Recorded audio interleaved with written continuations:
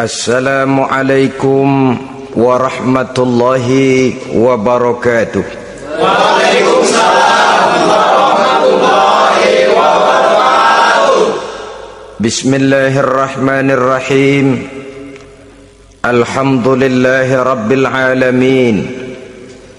Wassalatu wassalamu ala ashrafil anbiya'i wal mursalin, imamil muttaqin, sayyidil ghurril muhajjalin, sayyidina wa maulana Muhammadin wa ala alihi wa ashabihil mujahidin at-tahirin, amma ba'du. Saudara-saudara kaum muslimin rahimakumullah, di zaman Rasulullah sallallahu alaihi wasallam adalah seorang pemuda bernama Ikaf bin Khalid. Ia seorang pemuda yang ganteng, sehat, tidak impoten, suka bergaul dengan wanita, suka pesta, dan memang ia orang kaya. Ia selalu menunda-nunda perkawinan dengan berbagai alasan-alasan yang tidak syar'i. Sampailah keadaan Ikaf bin Khalid ini kepada baginda Nabi, sehingga ia dipanggil oleh baginda Nabi. Setelah sampai, ditanyalah Ikaf bin Khalid ini, "Hai Ikaf, saya ya Rasulullah, kau sudah punya istri?" "Belum ya Rasulullah." "Juga tidak punya budak sahaya?" "Tidak ya Rasulullah." "Dan badanmu sehat?" "Sehat ya Rasulullah." "Kalau demikian," kata Rasul, "kau ini teman setan. Ada dua pilihan Ikaf. Engkau menjadi Nasrani dalam arti meninggalkan hidup perkawinan, atau kalau kau mau ikut golongan kami, kau harus mengikuti tata cara kehidupan kami. Dan salah satu tata cara kehidupan kami ialah melaksanakan perkawinan." Yang kemudian Ikaf bin Khalid ini oleh baginda Rasul dicarikan seorang gadis bernama Karimah binti Kulsum al-Humairi, dan kawinlah Ikaf bin Khalid ini. Dari riwayat singkat ini, saudara-saudara, Rasulullah sallallahu alaihi wasallam melihat bahwa kehidupan Ikaf bin Khalid ini adalah kehidupan yang lazimnya barangkali di zaman sekarang dinamakan kehidupan dari orang-orang yang gemar melakukan free sex, alias sammenleben, alias hidup bersama tanpa melakukan pernikahan. Ia sehat, ia kaya, dan ia suka bergaul dengan wanita, sehingga gaya hidup yang sedemikian ini dikecam oleh Rasulullah sallallahu alaihi wasallam. Dua pilihan ditawarkan: menjadi pendeta Nasrani yang bebas dari ikatan perkawinan, atau kalau mau menjadi muslim, ikutlah cara hidup kami, kata Rasul. Dan di antara cara hidup kami adalah melakukan apa yang dinamakan dengan perkawinan. Sebagaimana yang kita maklum, manusia adalah makhluk berketurunan terus-menerus sebagai makhluk dua jenis, laki-laki dan perempuan. Keduanya jelas saling memerlukan, saling membutuhkan. Kita laki-laki perlu perempuan, perempuan juga perlu laki-laki, walaupun perempuan pora-poranya lebih pintar daripada laki-laki. Biasanya laki-laki kalau sudah jatuh cinta paling kurang se-RW tahu itu. Sana bicara, kemari bicara. Perempuan lebih pandai menyimpan perasaannya. Nah, pada laki-laki diciptakan zat laki-laki yang dinamakan spermatozoa, dan pada perempuan terdapat indung telur yang dinamakan ovum. Kedua zat itu harus bertemu, dan untuk itu Allah Subhanahu wa ta'ala menciptakan kekuatan tarik menarik antara laki-laki dan perempuan.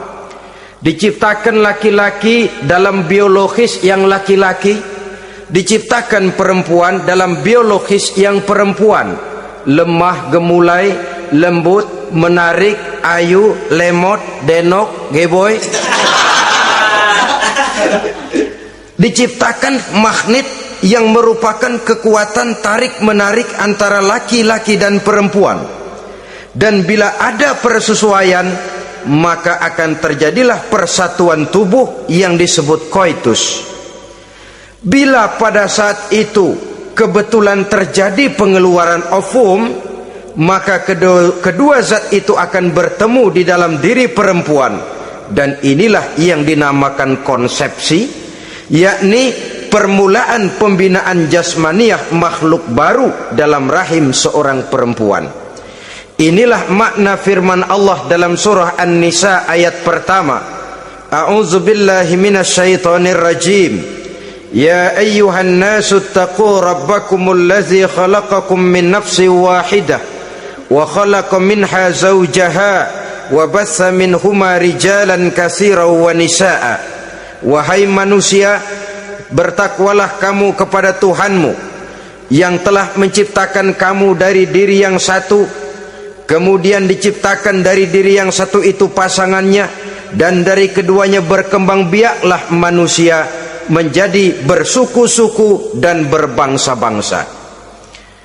Pada contoh lain dari proses pembentukan jasmania makhluk manusia dalam rahim ini, Al-Baqarah 223 menjelaskan bahwa seorang laki-laki adalah seperti petani, seorang perempuan adalah seperti ladang.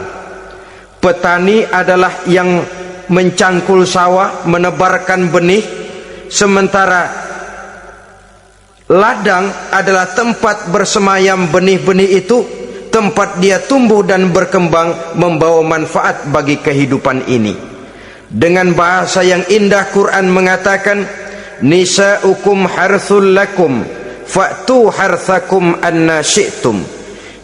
Istri-istrimu adalah laksana sawah ladang bagimu, maka cangkulah, datangilah sawah ladangmu menurut cara yang kamu suka.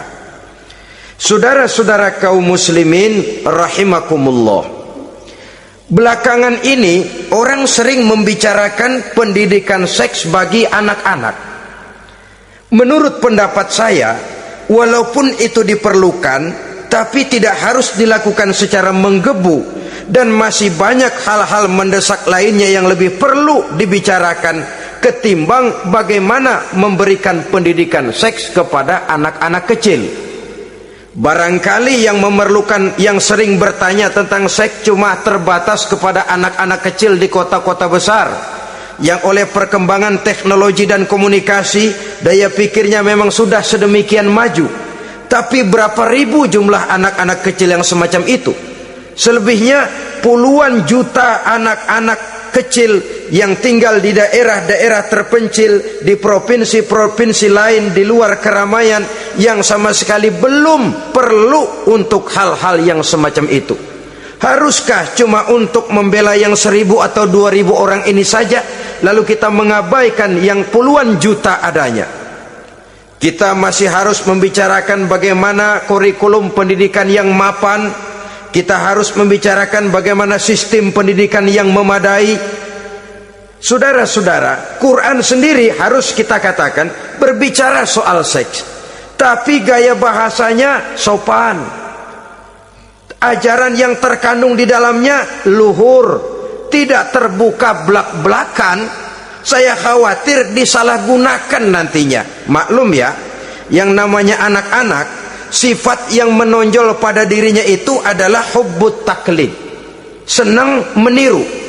Apa yang dia lihat, apa yang dia baca, apa yang dia tonton, biasanya ingin dia terjemahkan dalam kehidupannya. Kadang-kadang kalau habis baca komik Superman, dia kepengen jadi Superman. Itu anak kecil. Habis baca buku Si Buta dari Gua Hantu misalnya, pengen jadi si buta dari gua hantu, nyari kayu bikin tongkat. Biasa, itu watak yang namanya hubbut taklid. Sekarang kalau kepada anak-anak semacam itu sudah diberikan pendidikan seks, saya khawatir. Kadang-kadang tidak dididik saja sudah lancar kok. Apalagi kalau sampai dilakukan pendidikan, khawatir disalahgunakan. Saya katakan tadi, Quran juga misalnya Al-Baqarah 223 ini bicara soal seks, tapi sudah lihat gaya bahasanya. Nisa'ukum harsul lakum fa'tu harthakum anna syi'tum. Istrimu adalah sawah ladangmu, cangkulah sawah ladangmu menurut cara yang kamu suka. Mau cangkul sambil mundur juga boleh.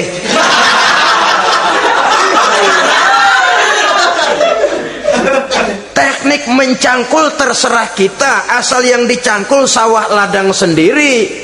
Jangan sawah ladang orang lain dipaculin, marah yang punya.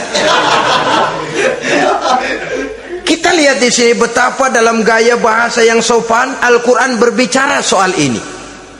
Saudara-saudara kaum muslimin rahimakumullah, kesenangan melakukan hubungan seksual digerakkan oleh satu energi, oleh satu kekuatan dalam diri manusia yang dinamakan insting seksual atau libido. Dan libido merupakan energi yang terbesar dalam tubuh manusia. Ini harus disalurkan, sebab kalau tidak bahaya. Saudara tahu bahaya itu lebih bahaya dari yang bahaya. Pakai tasdid dia, bahaya. Insting seksual apabila tidak disalurkan bisa menimbulkan berbagai macam gejala-gejala yang bisa mengganggu kesehatan diri atau mengganggu lingkungan. Nah, Islam tahu itu. Islam pun tidak ingin menghilangkan nafsu. Islam memberikan legitimasi penyaluran libido, penyaluran insting seksual melalui pintu yang disebut nikah. Dengan demikian, nikah merupakan pintu legitimasi untuk manusia di dalam ia menyalurkan insting seksualnya atau libidonya atau kecenderungan untuk melakukan hubungan seksual. Tetapi saudara-saudara, oleh karena yang dinamakan nikah tidak cuma berisi hubungan seksual, tapi juga berisi tanggung jawab dan kewajiban, berisi hak dan pengertian, berisi ketenangan dan sebagainya, maka orang pada umumnya biasanya ingin mencari resiko yang lebih ringan. Hubungan seksnya mau, nikahnya ogah. Sebab apa? Karena nikah itu tidak cuma merupakan hubungan seksual saja. Ya, ia harus berisi tanggung jawab. Ya, ia berisi hak dan kewajiban. Ya, ia berisi pengertian. Ya, ia berisi penyantunan sandang pangan, perlindungan dan lain sebagainya. Orang lalu mengambil jalan pintas, sehingga terjadilah kecenderungan gaya hidup yang disebut Samen Leven, yang berangkat dari free love untuk kemudian mengarah kepada free sex. Hidup bersama tanpa diikat dengan tali pernikahan. Akhirnya apa? Kalau dirasakan cocok, ya terus. Kalau nggak cocok, ya bubar. Tidak ada satu ikatan spiritual.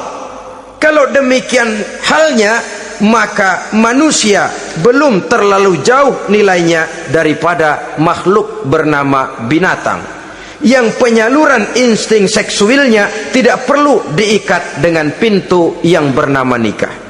Orang ingin mengambil jalan pintas, potong kompas, mau enak lalu tidak mau resiko. Hubungan seksualnya mau, tapi kemudian pernikahannya tidak mau. Akibatnya pada satu segi prostitusi, Saudara tahu prostitusi, pelacuran meningkat. Perkara apa latar belakangnya itu bukan soal kita, tetapi kemudian terjadilah proses yang dinamakan prostitusi, atau kalau tidak terjadilah pergaulan bebas di dalam kehidupannya. Saudara-saudara kaum muslimin rahimakumullah, Islam pada hakikatnya memberikan alternatif, sehingga Nabi mengajarkan dalam satu hadis, ya ma'syaras syabab, wahai para pemuda, man istata'a minkumul ba'at, barang siapa di antara kamu mampu memberi nafkah. Ba'at di sini diartikan nafkah. Nafkah apa? Nafkah zahir, nafkah batin. Itu arti ba'at. Hai para pemuda, siapa di antara kamu yang sudah sanggup memberikan nafkah, baik zahir maupun batin, hendaklah dia melakukan perkawinan. Jangan lupa ini, manistata'a minkumul ba'at, yang mampu memberikan nafkah baik zahir maupun batin, hendaklah dia melakukan perkawinan. Kadang-kadang ada juga anak muda nekat banget, main derulung aja, nggak nengok kiri, nggak nengok kanan, tidak memahami yang namanya ba'at. Ba'at ini nafkah zohir. Nafkah zohir itu apa? Ya sandang, ya pangan, ya perlindungan. Nafkah batin itu apa? Ya kasih sayang, ya pengertian, ya termasuk di dalamnya melakukan hubungan seksual. Kalau itu cuma dasar itu, rasanya mah setiap kita mampu. Tapi kan tidak cuma itu yang jadi modal bagi satu perkawinan. Siapa di antara kamu yang sudah mampu memberikan nafkah, hendaklah dia kawin. Fa illam yastati', tetapi apabila dia tidak mampu memberikan nafkah itu, fa alaihi bisyam, hendaklah dia melakukan puasa. Sebab apa? Puasa ini esensinya kemampuan mengendalikan hawa nafsu. Umpamanya ada pemuda, badannya sehat,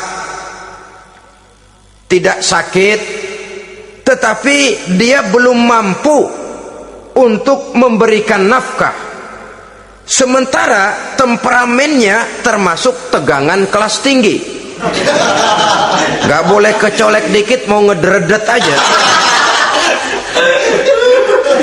Yang semacam ini oleh Nabi, fa'alaihi bisyam, kalau memang belum mampu memberikan nafkah, hendaklah puasa.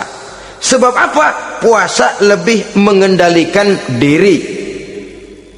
Saudara-saudara, apabila puasa ini pun dirasakan juga berat, maka ada cara lain untuk menetralisir libido itu tadi, kecenderungan untuk melakukan hubungan seksual.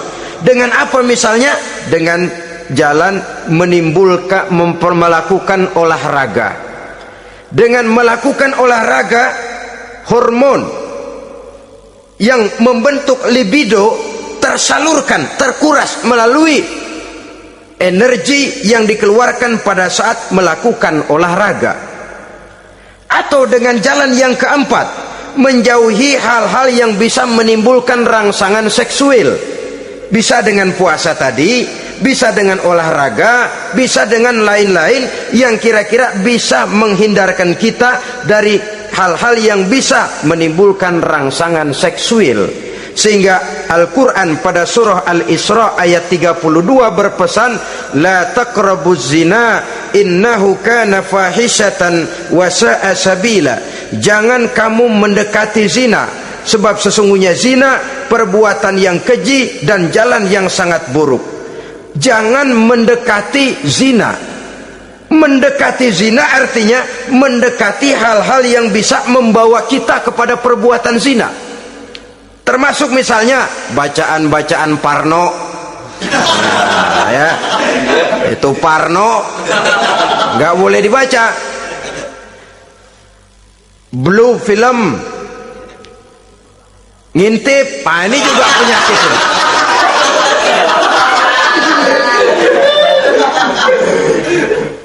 Itu termasuk dalam larangan la taqrabu zina. Jangan kamu mendekati hal-hal yang bisa menyebabkan kamu jatuh kepada zina. Kalau itu didekati, besar kemungkinan kita akan terperosok ke dalamnya. Sehingga pepatah bilang, kalau takut jatuh ke sungai, jangan main di pinggir sungai. Kalau takut ombak, jangan berumah di tepi pantai. Kalau takut jatuh kepada zina, jangan mendekati hal-hal yang bisa membawa kita kepada perzinaan. Nah, saya merasa prihatin bahwa dimanapun di dunia ini, modernisasi, kemajuan sering membawa proses pergeseran nilai. Cepatnya arus komunikasi. Apa yang terjadi di Amerika hari ini bisa kita tahu hari ini. Apa yang terjadi di Eropa hari ini bisa kita saksikan hari ini. Proses komunikasi yang sedemikian canggih membawa dampak proses pergeseran nilai dalam diri dan kehidupan manusia. Akibatnya dia banyak tahu, dia banyak melihat, dia banyak mendengar. Kalau dia tidak punya filter, dia akan mudah terhanyut oleh nilai-nilai yang menggeser dia dari tuntunan ajaran agamanya. Maka dengan demikian saudara-saudara, Islam memberikan legitimasi terhadap penyaluran insting seksual melalui pintu yang disebut nikah. Dan Islam mencela apa yang disebut samenleven, free love atau free sex alias hidup bersama tanpa melakukan pernikahan. Apa yang akan terjadi dalam kehidupan ini apabila manusia bergaul sebebas-bebasnya tanpa terikat lagi oleh norma dan kaedah kehidupan beragama? Sudah cukup banyak korban bergelimpangan dari arus yang namanya pergaulan bebas dengan dalih new morality, kebudayaan moral baru yang terlepas dari bimbingan kehidupan beragama. Saudara-saudara kaum muslimin rahimakumullah, dulu zaman kakek kita itu kalau pacaran, saudara-saudara, biasanya yang laki di luar, yang perempuan di dalam. Paling-paling pagar dibolongin. Ya, orang dulu itu kan rumahnya pakai pagar toh. Kalau sudah pagar itu bolong, si yang laki masukkan jarinya ke pagar. Nanti dipegang jari itu oleh tangan si perempuan dari dalam. Cuma beradu tangan doang, endahnya bukan main udah.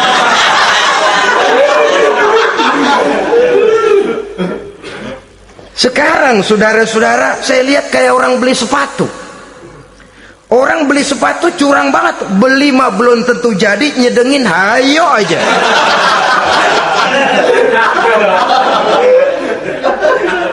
Iyalah, kalau sepatu barangkali disedengin sih nggak ada bekasnya. Kalau anak orang disedengin, Allahu Akbar. Ya sedeng sih sedeng.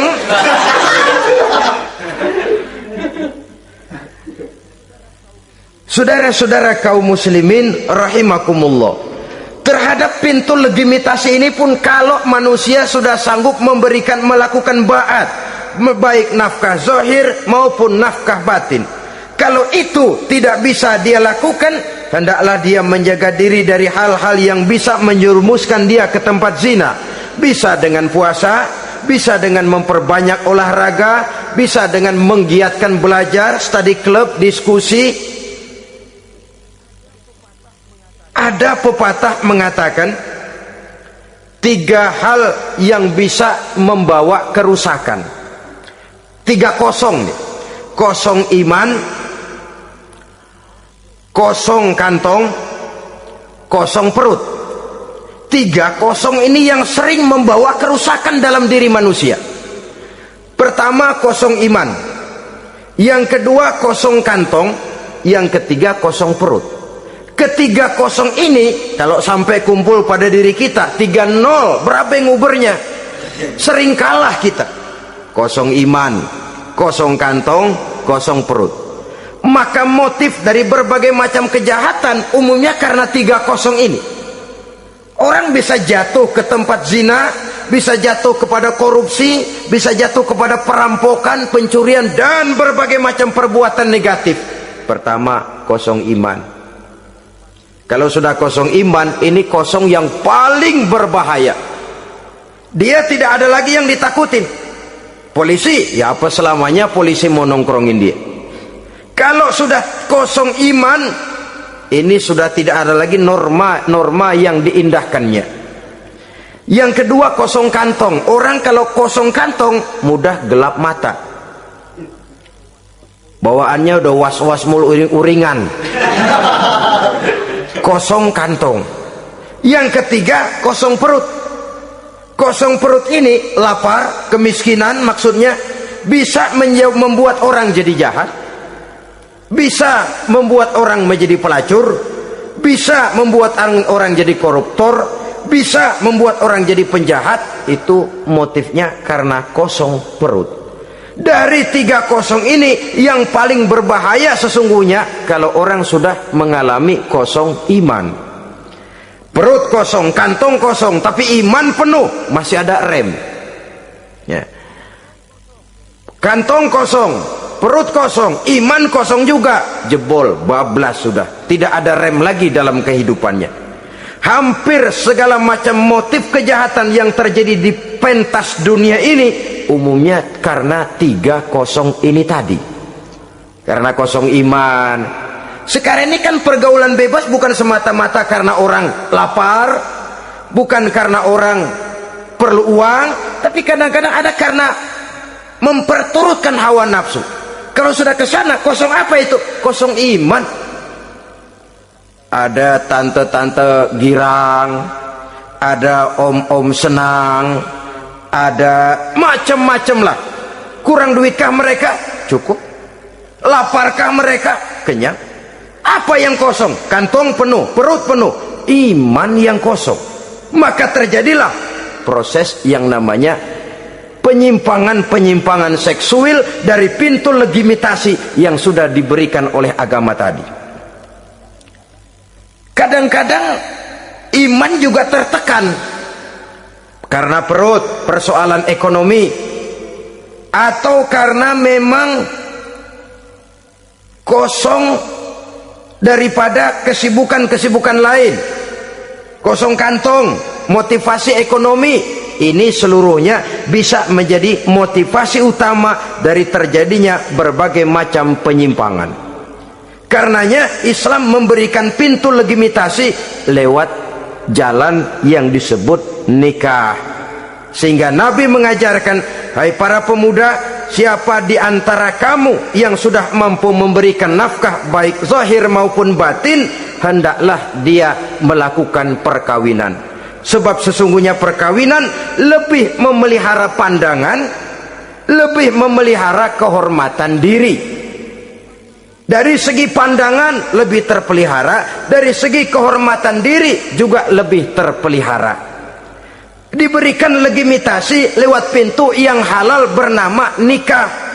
Kalau sudah didapat dengan cara yang halal, menikmatinya pun enak. Tetapi sesuatu yang didapat dengan jalan haram, menikmatinya pun gak enak, saudara-saudara. Celingak-celinguk. Contoh yang paling dekat, kucing aja, kucing. Kucing ya, kalau memang ikan boleh nyolong dia curi di dapur ikan itu, makannya gak tenang dia. Matanya selata plotot, ada kaleng jatuh, lari kencang bener dia. Rupanya kucing sendiri tahu kalau yang dia makan itu barang curian.